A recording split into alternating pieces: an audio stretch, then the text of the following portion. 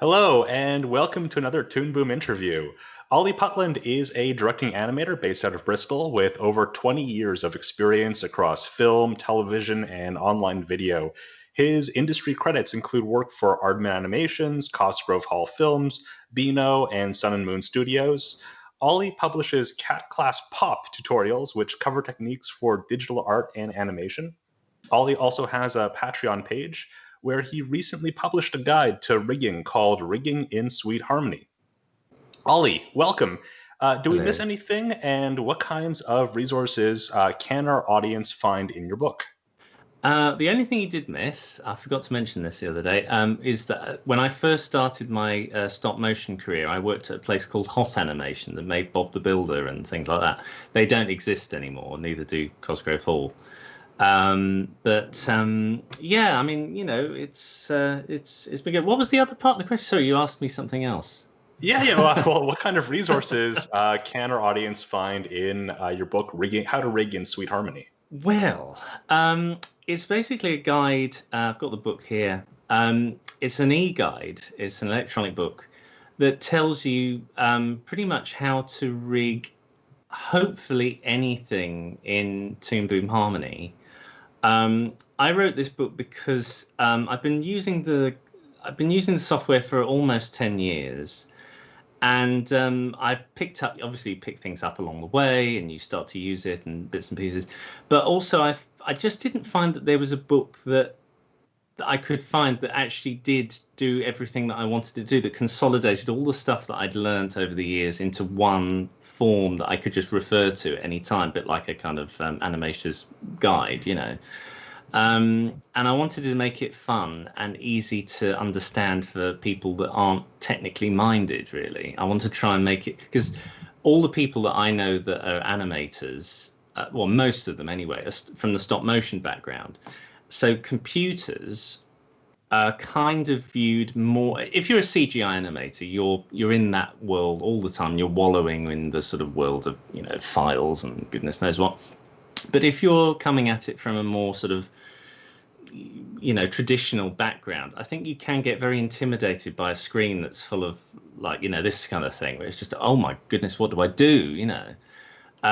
So I thought, well, if I just try and make it as personable as possible with characters that sort of almost say, don't worry about it. It's like one of the things I wanted to make sure of is that I have characters that sometimes say it's okay if you mess it up. It's fine that you don't understand something. Because the worst thing I found, if I go through any kind of tutorial of any kind, that they whiz ahead and they say, and now you'll just end up with this, and you just follow step 5, step 6, and you're totally bamboozled with information. You're just terrified.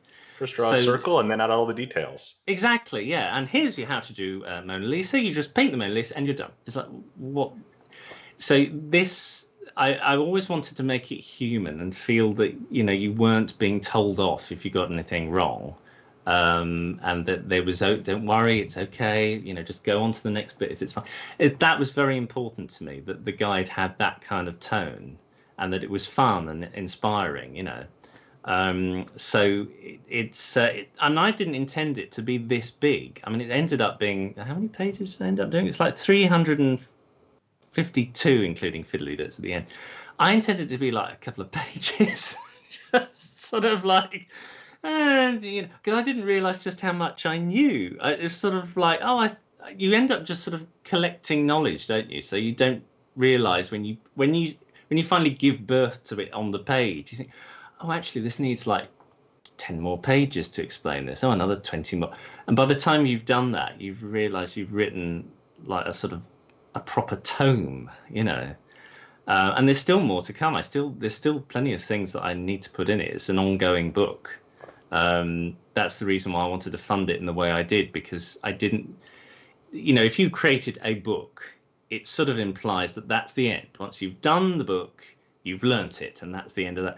Whereas you're always coming up with, oh, actually, there's a better way of doing this, or and obviously the software keeps updating, so you're going to have to make additions for that. But also, like, even since I've written the book, there are a few things where I know now a much more efficient way of doing several things. I think, okay, next time I'm going to put them in.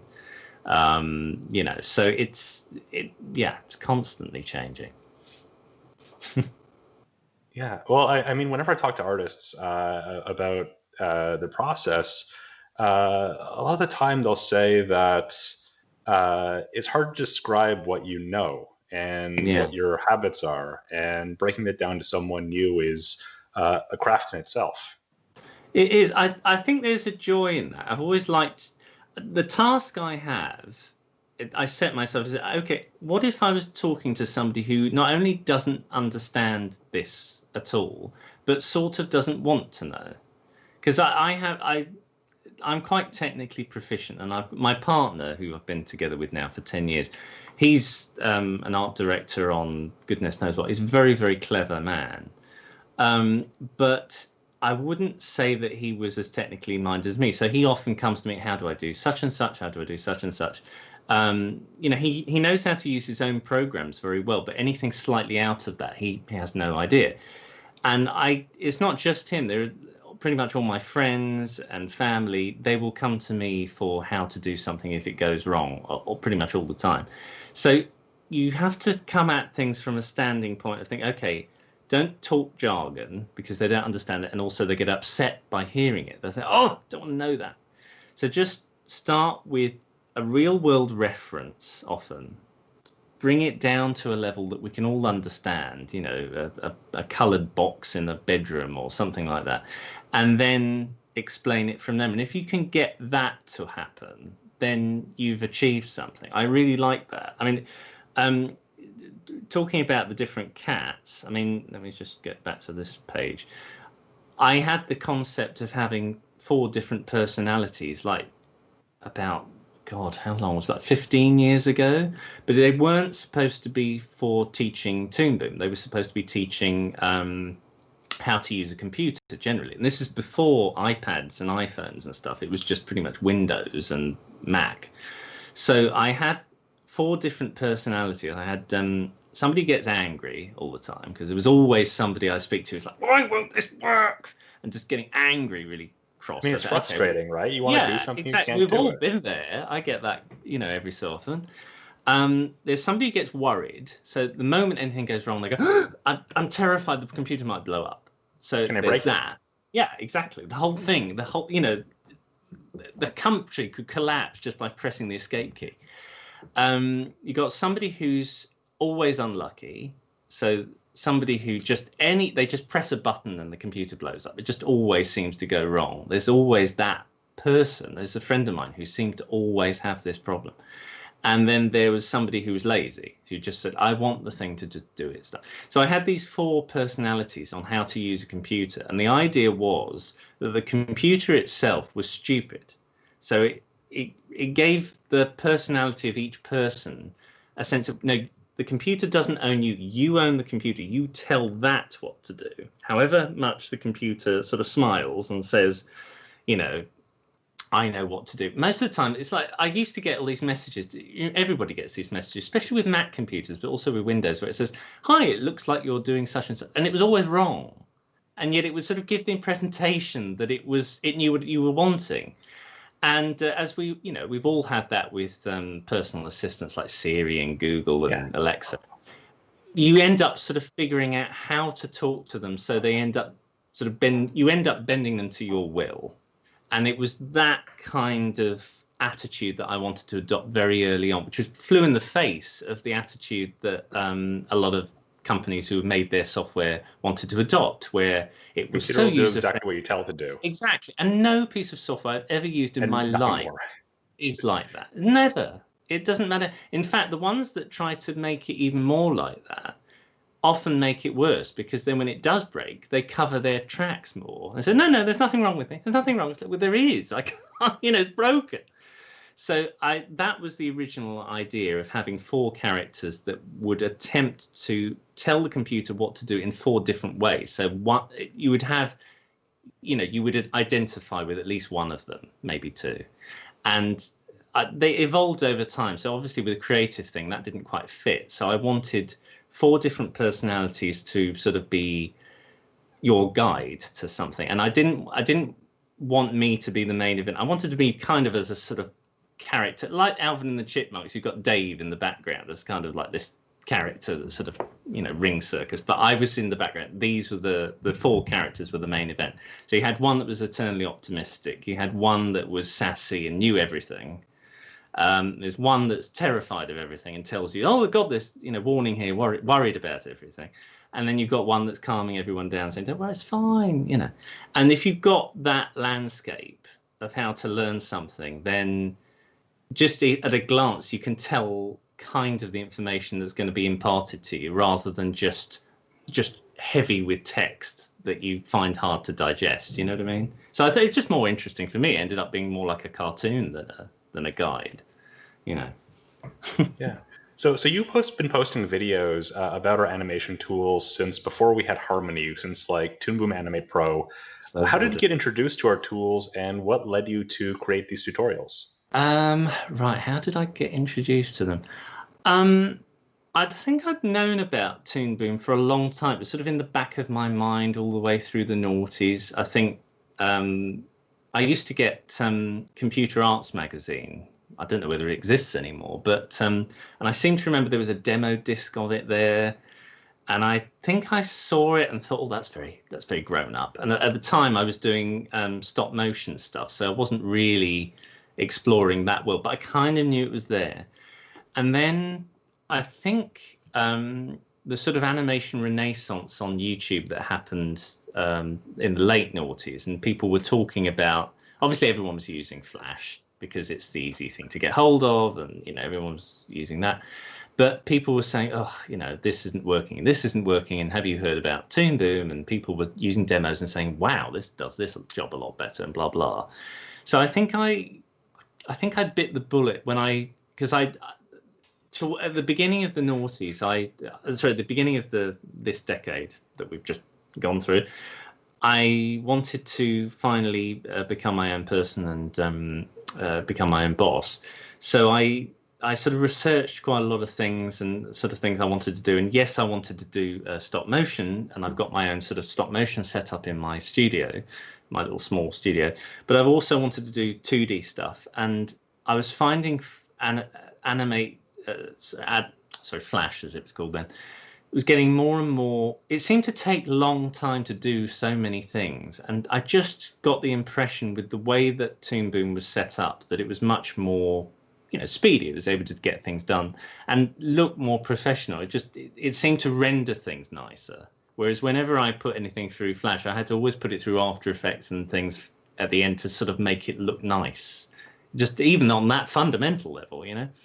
And I mean, I put in the guide for people who are, you know, starting out with Flash, because I would say that was the majority now. People are, you know, they get into animation, they use Flash because it's just the way it is. But I think that the hardest hurdle I had to get around was to unlearn quite a lot, because I think when it was made by Macromedia, it was a great program, Flash. I really liked it. It was very light in comparison, because I used like Deluxe Paint back in the day when it was on the Amiga. That was how I started to learn animation. So Flash was really good. It had these vector crisp clean lines, you could fill things, but the problem is that it sort of hasn't really evolved from that point back in the sort of late 90s. It's pretty much the same program as it was then. So it's starting to sort of really get, you know, it's an issue. And I think certainly a lot of the things that I had to unlearn, like pegs are a lot better than symbol system, but they are sort of similar. And it took me a while to get my head around certain concepts, certainly with pivots. That was a big problem that I had to sort of, now I understand. I noticed that early in your How to Rig in Harmony guide, you start with advice for artists who have been working with competing software. So what are some of the habits that new users could encounter, and what is your advice for getting over that learning curve?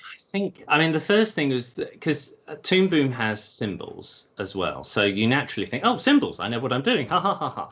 They don't really behave in quite the same way. And I tried so many times to integrate symbols into my workflow, thinking, well, there must be some reason for them. But I think they're a waste of time myself. I can understand why they're there, but I try to discourage people from using them, because I think, look, just get over that initial bump because it's much better that you just clean that away. You're in a different world now. And then I talk very clearly, hopefully, using quite a lot of illustrated examples about how pegs work, and to try to make that the thing that you now use.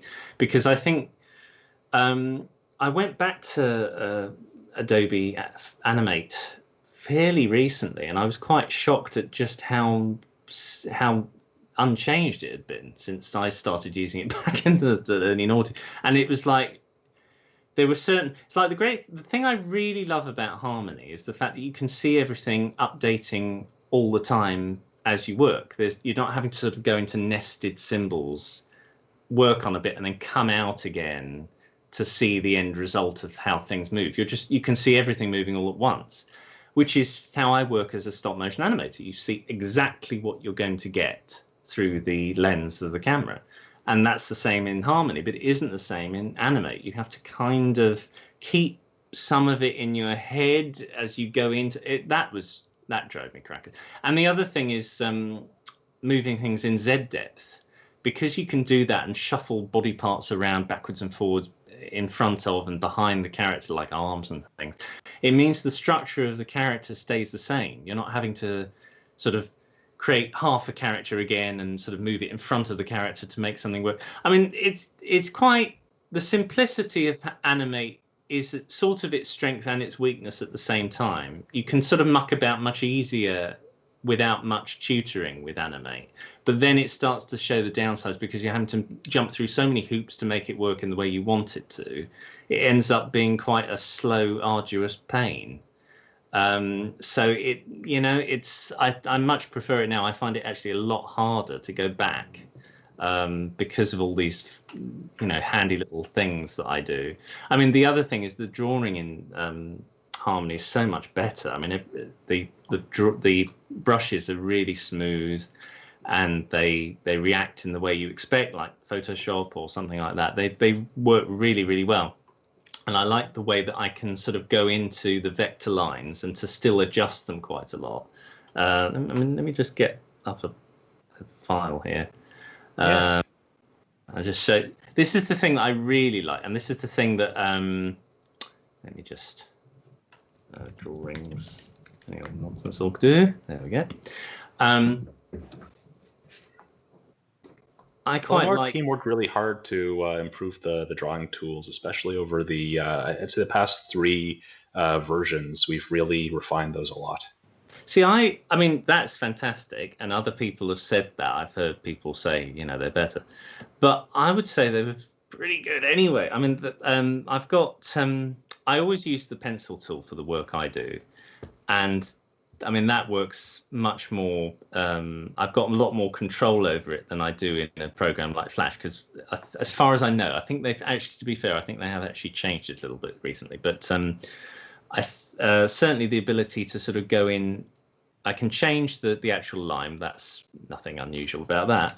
But then I can actually change the thickness and thinness of the line and refine things, which for cleanup work and rigging work is so useful. And then I can still go in there and muck about. And I know that you can do similar things with the brush tool as well, because this is the brush, isn't it? And I've got different brushes. But then I can go in now. Where is it? Which one is it? I don't think I've got it on here. I don't really use it very often. Let me pop it on here. Centerline editor. There we go. I've now got this ability. I mean, this is better. This is much better in 20. I think it was introduced in 17, was it? The centerline editor. Yeah, we've had it for a little while. Yeah, it works really well though. I mean, I still put for my work. I can't see myself using it very often. I still like my pencil lines, but the fact that you can actually do this at all with a brush, with a normal brush, I think it's really, really good. Because you can just, if you get something slightly off and you want to delete a line and get that smoother, you now can do that. I think that's really, really. You get more of the advantages of the pencil tool when working with the brush. Yeah, it's the same. Yeah. Ollie, I wanted to ask you: did compiling resources for your guide change the way that you approach animation and rigging? Yes, flat out. Yes. I already knew quite a lot, and I wanted to put that out. But there's only so much knowledge I think your brain can store. So I always used to write notes down anyway. If I'd come across something that I did really that I enjoyed in a previous show or something, I used to sort of draw it or write it down. So in many ways, the guide was a really good way of me to sort of like put down all the knowledge that I was able to collect and put it down in a really clear, easy to follow form that even because I refer to it as well for some fiddling concepts that I sort of use every so often, and I think, oh, how do I do that again? I tend to sort of look at a part of the guide and think, oh, I see, I remember now, that's how it all goes together. And it was kind of nice doing the guide because it forced me to really cleanly think about every single aspect of what I did, rather than that'll be right, just add this bit and add this bit. It forced me to say, no, actually, how does it, if this was the only part of a puppet, how does it actually go together? And I think that's always a good thing, to sort of clean your mind of unnecessary fluff and to just concentrate on cleanly thinking. I mean, it's important for any kind of puppet work anyway that you try to pare it down to its barest essentials so it's not too heavy. And I think when master controllers, for example, because that's the thing, that's why I left that towards the last chapter, because everyone wanted to talk about master controllers, master controllers, master control that, because they're so glamorous and they're the big deal and everyone loves them. And it's tempting to use them for everything. But what I'm actually enjoying doing now is, because look, I made master controllers, you know, the big event at the end of the book. But what I tend to use master controllers for now is more just like a help for things rather than the main event. So I'll show you what I mean, actually. Let me just, if I do that, Harmony doesn't seem to like, there we go. Now, this is Kilgar's head, which is, don't say that, which is created by a friend of mine called Harry Partridge. Some viewers might know who he is because he's quite popular. Super nice guy. Asked me, because he's always, he wants really high quality animation. His stuff is really, really polished and traditionally done. But, you know, they take quite a long time to make, because anything like that does. So he was asking if there was a way to use, since master controllers was the big new magical thing, if there was a way to kind of blend that in with the sort of work he did, or, you know, possibly have some shots where they were just done with master controls. And I said, well, I'm fairly certain there are. So once I had a bit of free time, I started mucking about with the idea of actually making one of his characters. This is Kilgar from his series Starbarians, and I wanted to make as well as I could do his head using a master controller. And this is the traditional thing that you use a master controller for. You use it for letting your head around and getting all the different subtle positions, which means you can. And what you're showing right now is an animation. It's just posing right now. It's just it looks really impressive. Yeah, it's. I mean, this is allowing me to move a 2D drawing around as if it was a stop motion puppet's head.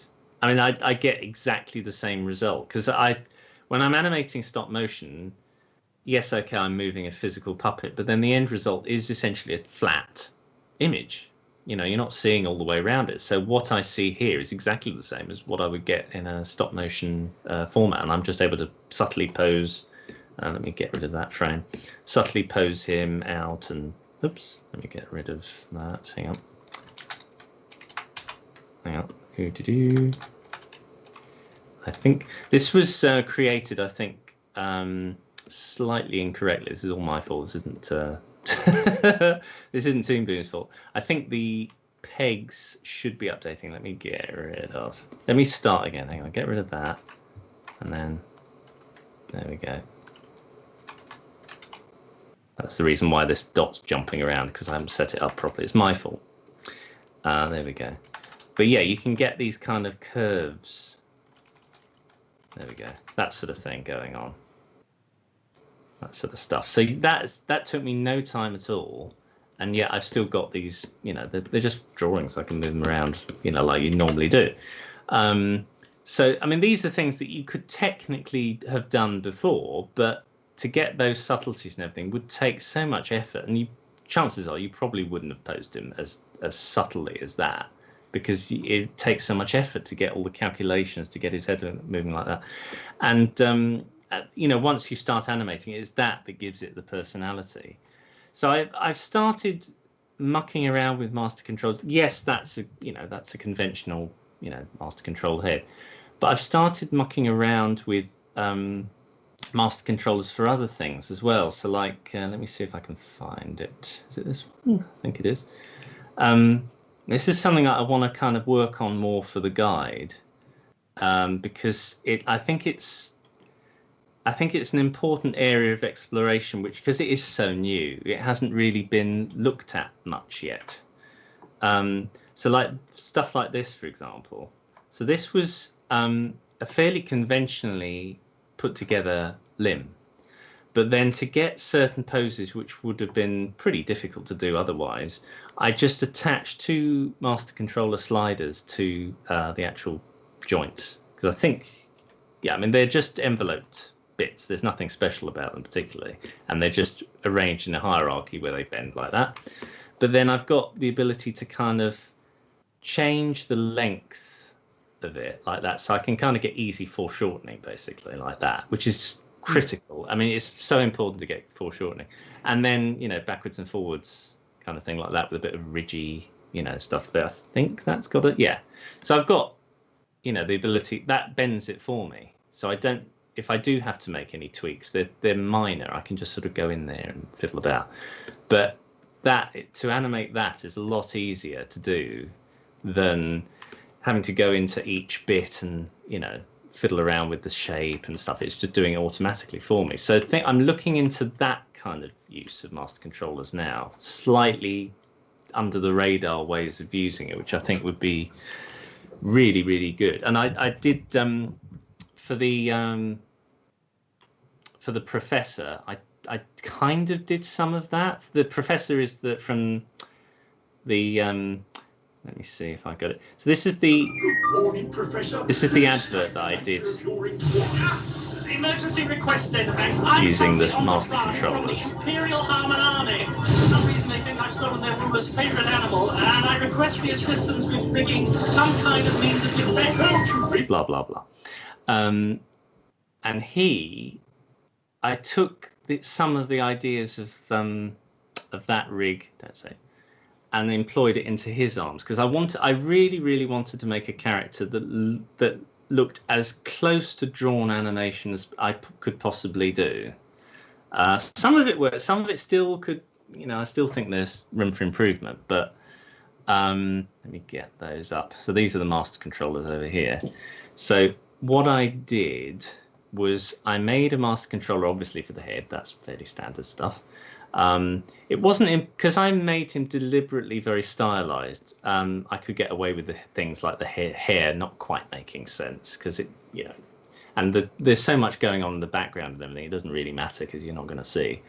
But what I really wanted to do was to get that. I think it's so important to get the leaning in forward thing, the foreshortening of the body, and foreshortening of any element like the arms.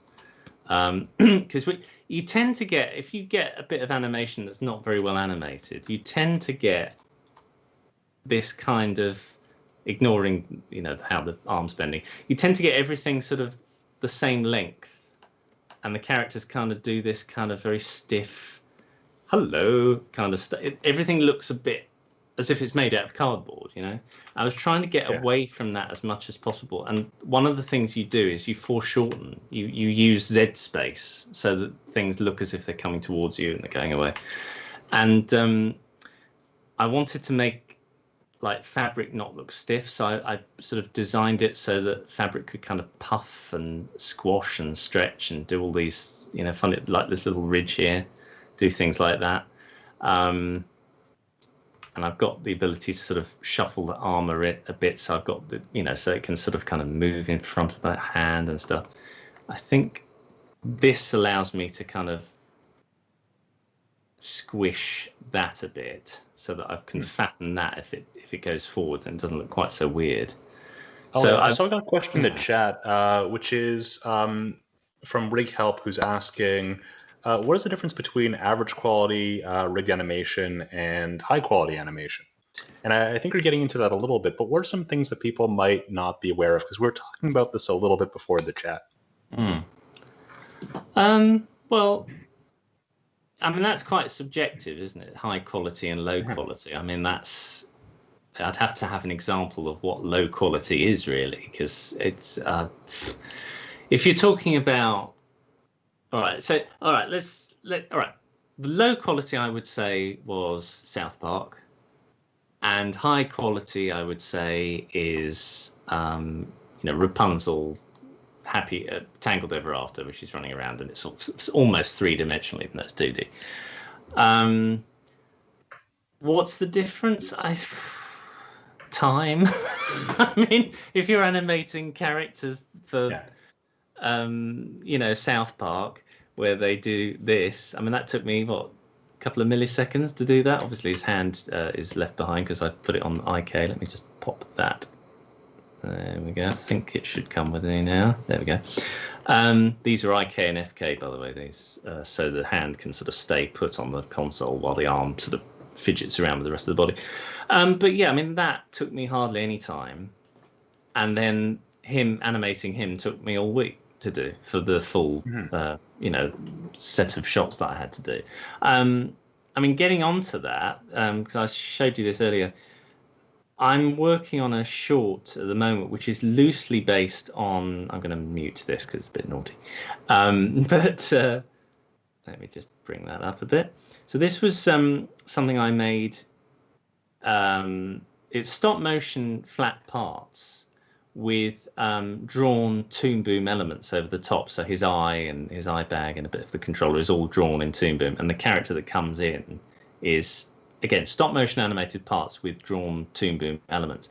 And the reason I did it with this way is because I had to make one a week. I had to make an entire short, literally everything. I mean, voice it, put the script, write the script, edit it, everything in a single week. So the whole principle behind this was speed. So interesting. If you look at what's it called, South Park, they are designed around speed, and the original one was actually stop motion animated, and then they went over to Maya to make it faster, but it's the same principle. You're still moving things around as stop motion characters. Really, it's just doing it in a different format. And this show, I wanted to kind of make in a different way. I mean, I kind of like the characters. One of them's gay and the other one's a sort of flirtatious, crazy woman, really. And I wanted to kind of remake them in a sort of, let me get, gone the wrong place. But also we're talking to it. It's not just the amount of time you put into it, but because we're talking about like how every animation student, when they first start animating, they'll put as many frames as they can into a thing, and they'll show someone yawning, and they'll have everything on ones, and part of it is just being aware of the rhythm of movement. Yeah, I think if you're animating a character, let me do a new drawing because we were talking about this earlier. Drawings. Really ought to just create a file called drawings. The standard cliche that people get into when they're doing any piece of animation for the first time is they want to make the best. Usually, they want to make they're putting this much effort in. They want to make it good. Otherwise, what's the point of looking at it? So they'll make every. If I was drawing this line, they would do every. Let me turn those off. Every frame really close to each other. If they wanted to move a line from one part of the screen to the other, they would move it and they'd take time. Maybe even put the onion skin on. Oh, right, get that line. Oh, the line's wrong. And it's this sort of finicky. Obviously, that wouldn't be like that. Way of drawing everything where you're obsessing over every single frame, and you end up just having this sort of soup of movement, and it takes a long time to do, especially if it's on ones. And I think what you tend to learn later on is just how important a sense of crudity is. I mean, getting back to that the short that I was showing, the animation on that was deliberately crude. There was no lip sync of any kind on purpose to get the thing made.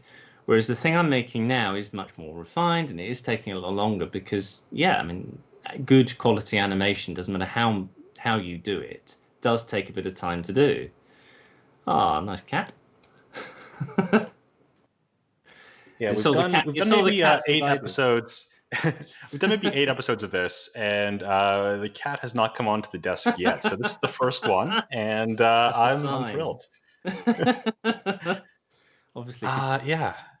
But yeah, I think so long as the style suits the subject matter. I mean, the thing that I showed you earlier was deliberately a bit rude and crude, so the animation fits. I think if you do, it's like Sausage Party, where the animation is very refined and delicate, gets its gags from the fact that it is refined and delicate, and then is doing these incredibly rude, crude jokes. I don't think the jokes would fly as well if they were done crude, because the whole joke is that it's kind of like a Disney film gone weird. So it has to have that good polished shine to make it work. Whereas people criticize Family Guy for being, the animation's a bit lazy, they say, because all the characters do is just stand, and then occasionally they put their hand up and talk for a while, and then they put their hand down. But I would say that, first of all, it is funny, and it's getting that laugh because the animation is doing exactly what it has to do. It's very economical, yes, but it's doing what it has to do to get laughs.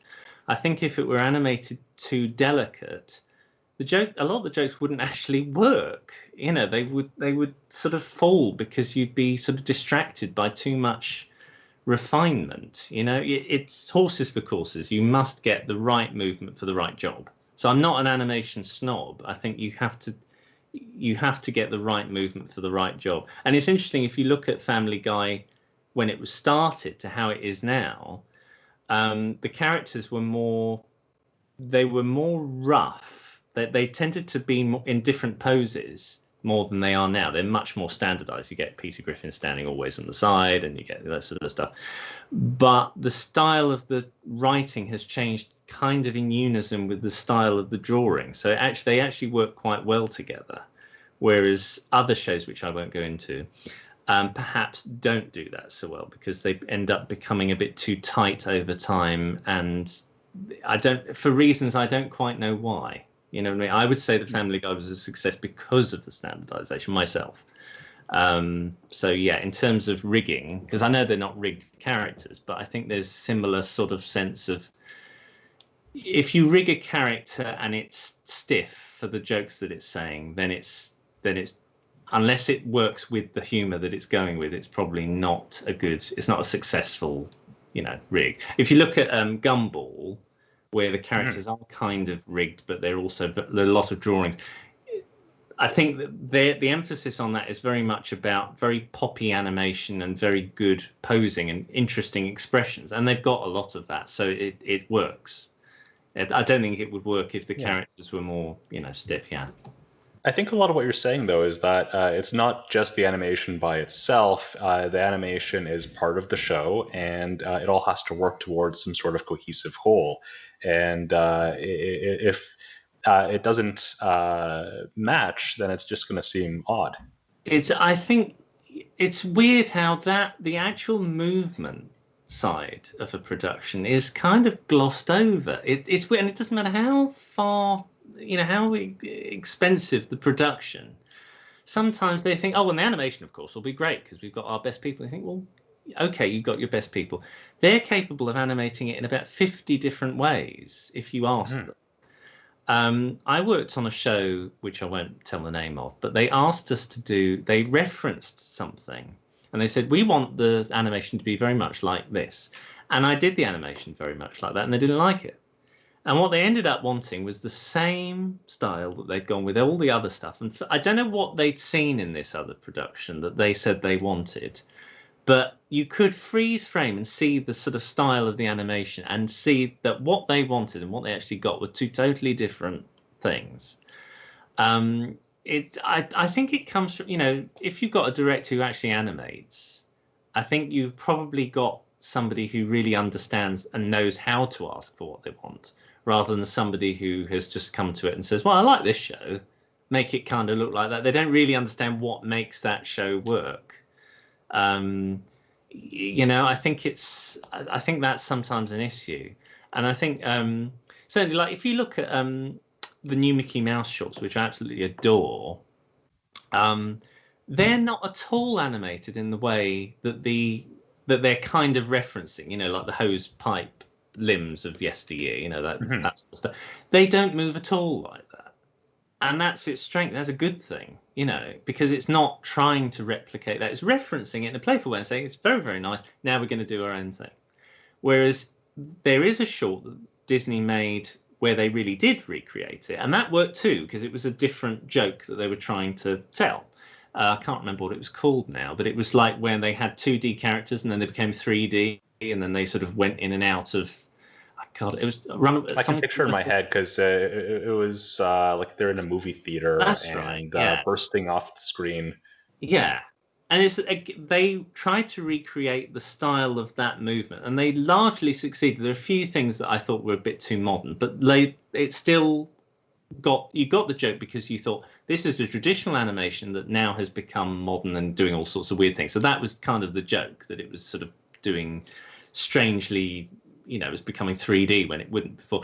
That style wouldn't really work with the new shorts, because there are concepts and certain facial expressions which the originals would never have ever had, and that's it. It knows its strengths and it plays to them. I think it's better because it's its own thing, and it does. I mean, I think people at the time were quite shocked that Disney were allowing such a thing to happen with their characters, but I'm so glad they did, because they're hilarious and so well made.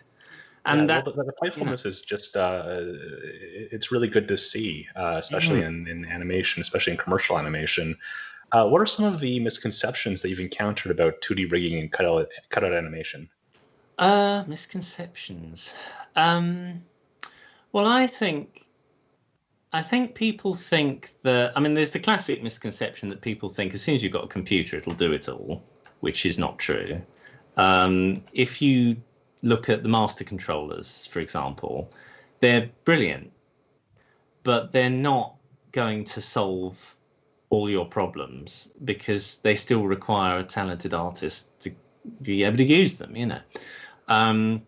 So I think, like, for example, I've got Sandy here, and she's got a master controlled head, and I can move it around. I've done this new thing with her where I've got a kind of a profile mouth for profile, which I think is kind of, well, how did I do it now? I have to look through my own. This is why I need a guide myself, because what did I do?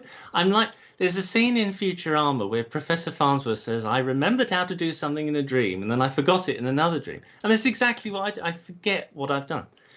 But I think I linked the mouth to, I think they're both, oh no, they're synced layers, that's right. So the profile mouth is synced to the front mouth, so that if I change the expression on one, it changes. Oops, it's not a good example. Yeah, I get the profile version when it goes over there, so it's always in sync. So that was a new idea. But I also figured out with her that you pretty much only need 45 degrees both directions and then a profile. You don't really need to make this look pretty, because the head pops so quickly from one to another in this show that you don't need that subtlety, and if you do, the animator can kind of animate it and fix it. Most of the time, to do that properly would take such a long time. It's a waste of time. It doesn't suit this show at all. So I think I certainly think that a good rig would make kind of, not makes or breaks a production, but certainly makes a production easier to accomplish. But it doesn't solve all the problems. You do need a good set of animators to then take your rig and then make it magical. Yeah. You don't have a rig that's so complicated that when an animator is working with it, they're probably better off just drawing it. Yeah, I'm guilty of that. I think I've done in the past. I did a rig that was a bit too. There were far too many controls on it, and it was just like, for goodness sake, you know, the animator has to breathe here, you know. So I put in the guide that keep it simple. The most important thing is to keep it simple. It's supposed to be fun. It's not supposed to be this chore of so many levers and buttons that you can't. So I try to keep everything quite. I mean, luckily this character is simple anyway. But I think even with the professor character, yeah, okay, there's a few more dots and stuff. But essentially, he animates in. I was able to go through him frame by frame. It was a joy. There was hardly any effort. He moved really quickly, and you know, you were able to get quite a good performance out of him. And ultimately you want to get to a point where you forget you're animating. You're so into the performance that you just forget that you're animating at all.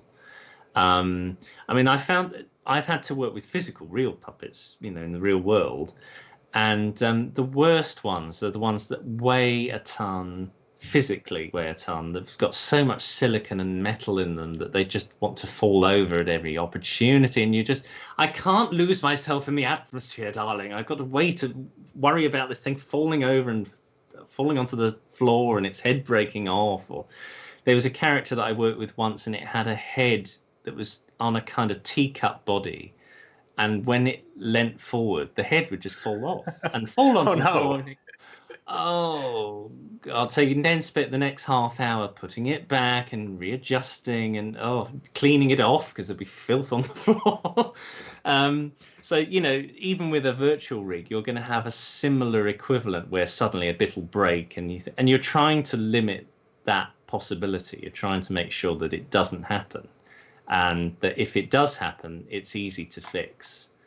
You know, because people will be people. They'll always attempt to do one movement which the rig just simply, doesn't matter how much R&D you've done, the rig will suddenly be expected to do something that it just like she can't look backwards at all, which is fine for me because I think there's only one shot in this entire thing where she looks backwards. So I thought, well, I'll handle that at the time, but the rest of it, I'm not going to spend days and days just trying to make her head do a full rotation, because what's the point? It's only in one shot.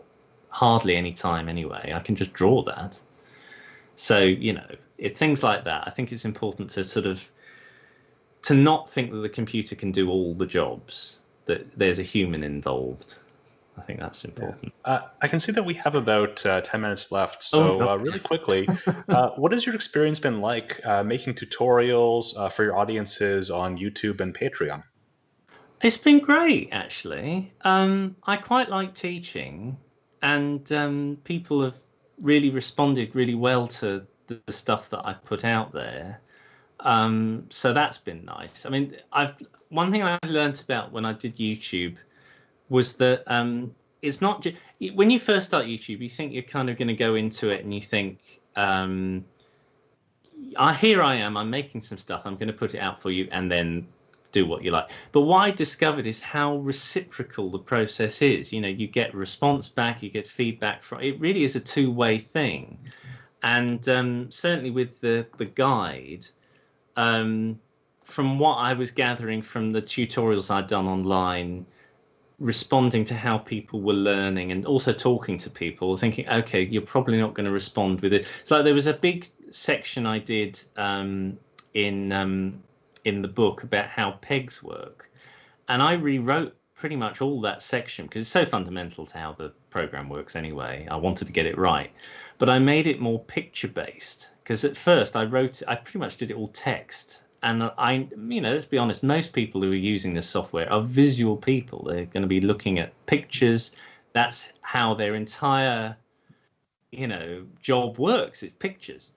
So I decided to Steve Henderson, who runs the Squiggly website in UK, he told me that he'd learnt the process through a peg leads the drawing around.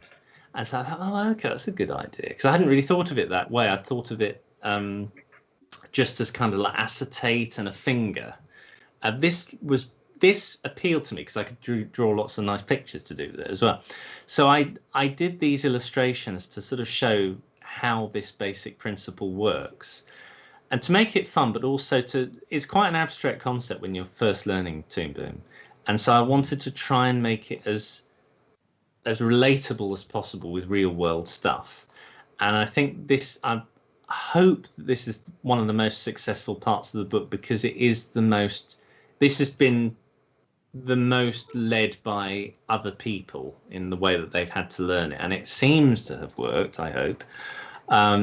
But yeah, I've liked the fact that it's a mixture of me doing something, but then somebody else, coming up with a question or a suggestion of what they've used the book with. It's just I really like that sense of collaboration about pretty much anything I do. I don't even direct in a sort of dictatorial way like I did when I was when everybody's learning, when you're doing it in the university. I now much prefer saying, okay, well, this is the scene I like. What do you want to, how are you going to make it better, essentially? It's much more interesting that way. It has a life. And I think even with a guide like this, it's sort of strangely, it's like a tapestry. It doesn't really have one voice, even in this. It's strange. So, yeah. Where would you like to see, where do you see the animation industry heading, and how would you like to see the industry grow and change, either internationally or in the UK? Well, I can't speak internationally because I don't know the international scene very much. I mean, obviously America has always, led the way with so many productions and stuff. So as far as I can see, they're doing quite all right as it is. But Britain, I would like to see. It's interesting. In the 90s, there was a lot of money sloshing around, and you used to get quite a lot of experimental shorts being funded by big companies like Channel 4, and to a certain extent the BBC. They would pay sometimes £500,000 to have a short which hardly anyone would see, And initially you think, oh, well, that's a waste of money. But anybody who knows that this is an investment to, at best, a production that will come, or skills that will make a production in the future. And that's, Disney had that idea, didn't he? He made lots of shorts as well as the features. The shorts, yes, they made a bit of money perhaps, but they also fed the knowledge back into the shorts, and that's what Pixar have done in later years. And I think the UK could do a lot more experimentation, particularly for adult market, because we're obsessed in Britain with doing only preschool stuff, occasionally do stuff for kids. We had a bit more in the 90s, but it seems to have dried up again. And I think that's so sad, because, we've got a huge workforce in Britain raring to go. And we seem to make so much stuff for international markets, which is fine. There's nothing wrong with doing that. But I think it all seems to be largely for the children market as well. And there's hardly anything that has our own voice for the sort of adult market. And I think that's something that really is underexplored, that isn't to do with computer games or, exploitation on YouTube. That's just purely its own thing. And that requires, it needs friends, it needs to grow, it needs money. And it also needs, a more straightforward approach. Now you've got the ability, I can create an entire animated show with one program with 1 or 2 people. You don't need a huge workforce of thousands. You don't need 500 producers and 300 color. You can all do it now. And I think there's that disparity of knowing what's achievable. But and I think people, certainly in Britain, need to realize that it is achievable, that they don't need necessarily a big budget to do something quite amazing, really. But they just need that encouragement and a space to do it. That's all. Yeah. All right, so we are out of time. Ollie, where can we find you on this World Wide Web? Well, you can find me on... There you go. So they've got patreon.com Ollie, or youtube.com Ollie, or twitter.com/Ollie Putland. Thanks for that, Jollop. There you go. All right. Well, thank you so much for joining us in today's live Q&A. It's been an absolute pleasure. Thank you. Yeah, I've personally flipped through your book, and I've subscribed to your Patreon, and I personally feel that it's a really good resource for rigging artists with clear and very well-presented information. For our viewers, if you're interested in getting hands-on with Harmony, Toon Boom's remote training classes are now open for registration. And I want to note that these are updated versions of the courses that we provide to major studios around the world, and are very helpful if you need a crash course on rigging, animating in cutout or paperless methods, and even compositing using Harmony in the studio pipeline. And spaces for these courses are limited because these are small, remote courses hosted by really talented instructors. We'll be speaking with Tony Ross, also known as Tony Teach, next week about our Harmony Fundamentals course, so you won't want to miss out. If you want to take the next step, you can learn more at toonboom.com/training. Until next time.